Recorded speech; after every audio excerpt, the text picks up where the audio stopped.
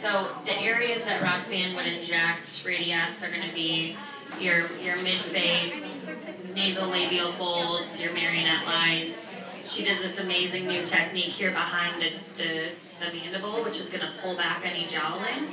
That's in her neck, and the neck as well. I can't see her face at all. So you have a consultation coming up. Ask her for her photos of the jowling and the back of the mandible. Are you just recording it? Yeah, they won't hear it. Yeah. Correct. So it's a filler, so you're lifting. And the great thing about this product is because it has such a high what's called viscosity or G prime. It's resistant to gravity, so it's not going to move from where you put it, and by lifting certain areas, you're also pulling back. Does that make sense? So when you sleep, like tonight when she sleeps, it's not going anywhere, it's there, right? Correct. Yes, it's not going anywhere. That's correct. I'm going to go to her first. Yes. What's the difference between that and Botox? So it's a great question, and a question that a lot of people have is, what is the difference between Radiesse and Botox? So two completely different products. So you have Botox and Dysport, which are muscle relaxers. So primarily going to be used in this area to relax the muscles, soften those lines. Radiesse, Restylane Lift, Juvederm, Restylane, all the products that Rox uses that are fillers are adding volume to your face. So they're filling and restoring volume. Botox is injected into the muscle, relaxing the muscle. Does that make sense? Yes. Okay. Good question. So the question was, would you use Radiesse or filler for here? This product in particular, you would not want to use in this region. There's very few products that you would ever want to use in this region, but kind of going back to her question, if you have a furrow here that's bothering you, you're more likely going to want to use a Dysport or a Botox to relax that muscle. In instances like earlier where somebody had a very, very deep line and Dysport couldn't soften the line, then you would want to use, perhaps she may choose to use for the lip lines. What do you use, Rox? What do you use for lip lines? The Restylane Juvederm product. So she would use the Restylane or Juvederm products for the lip lines. Correct, this is Radiesse, yes.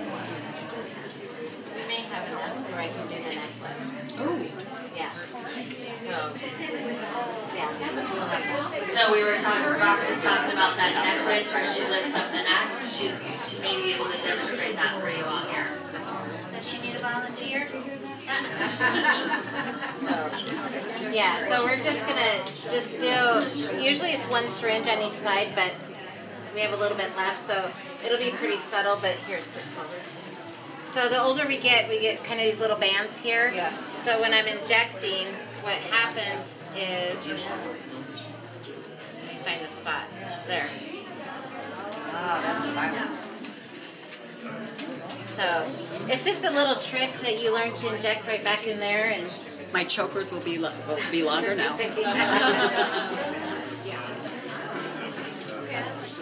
Are there any other questions? Feel free to raise your hand.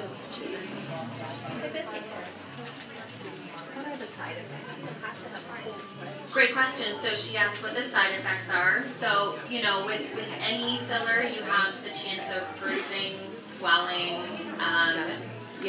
redness, tenderness at the site of the treatment. But, there are no contraindications except for pregnancy. Is this the right when place getting right the here? filler.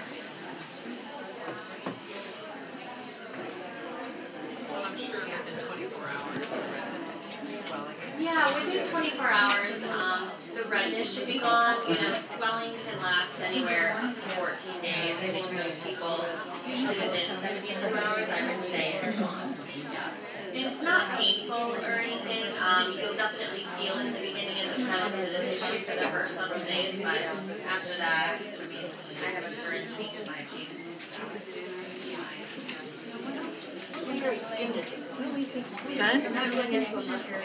So that's a good question. So she asked what layer of skin it's going into. Now, I have to tell you, I didn't even feel that, honestly. She said she didn't feel it. Honestly. so optimal is one syringe on each side, but I had a little bit left, so just so you guys can kind of see. you'll be able to see when you see her closer, where it gives just a lot more definition right here, too, just by doing the lift right in there. So she was saying typically she would use one syringe on each side, but we had a little bit left over for demo purposes here. So she did what was left in her syringe to pull back on that jowling.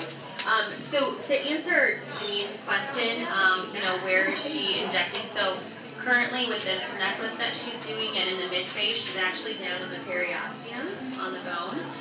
If she's injecting in the nasolabial folds or marionette lines, she's going to be in the mid to deep dermis.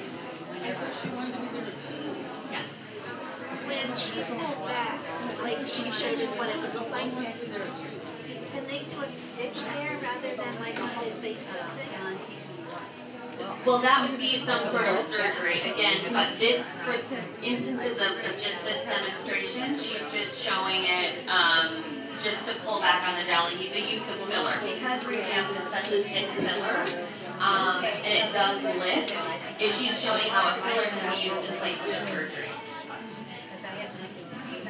After you have it done, do you want to massage your face or leave it alone? Great question. So after you're treated with Radiesse, would you want to touch your face or massage, or would you want to leave it alone?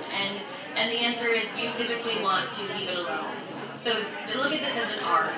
Rox's words are magic, and you kind of want to leave it, let it all settle in.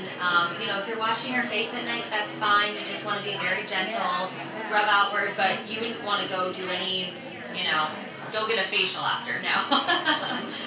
Just very delicate. Just be careful of it for about 14 days until the product settles in. You're welcome.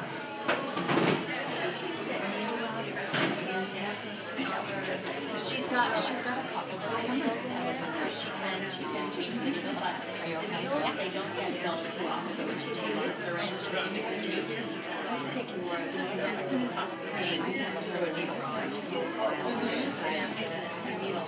These, the area is sanitized ahead of time and it's very hygienic. So you do typically go in and out of the procedure.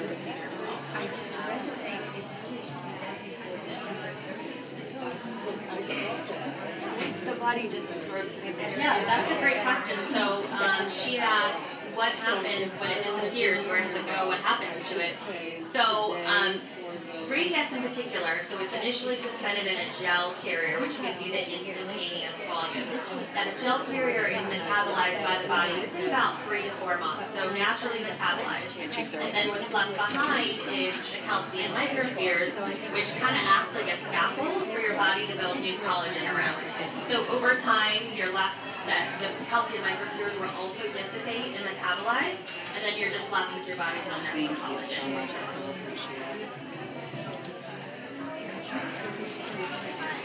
So just the swelling, it might look like there's more on one side, but it's just swelling, So Rox just was saying about, our model today, sometimes it may look like one side is a little bit more in full or injected than the other, and it's just swelling. It's completely natural with any filler. I have to say, I was concerned about the neck because I had never had that done before. But other than pressure, I honestly did not feel the injection. And I passed out. I passed out when I got my ears pierced. So I'm telling you. Now you tell me. Really. I've been coming to this practice for a very long time, and I will tell you, Dr. Husto only hires the cream of the crop. From when you walk in the front door to the services that are provided here, everyone is very professional, knowledgeable, and puts you at ease. I can't say enough about Roxanne. She is, aside from being, I would love to look like this, like I said, like I'd love to have her skin, her radiance. But she's knowledgeable. When you first come to her, she asks you, tell me what what are you thinking? And then she provides feedback, which is very helpful. And I'm telling you, she works her magic. I feel very, very refreshed. I'm crazy about this place. I really, really am. I've had my eyebrows done by Stephanie. I've had my eyes examined by Dr. Cox. And I highly recommend this practice. Thank you so much. Let's give her a hand.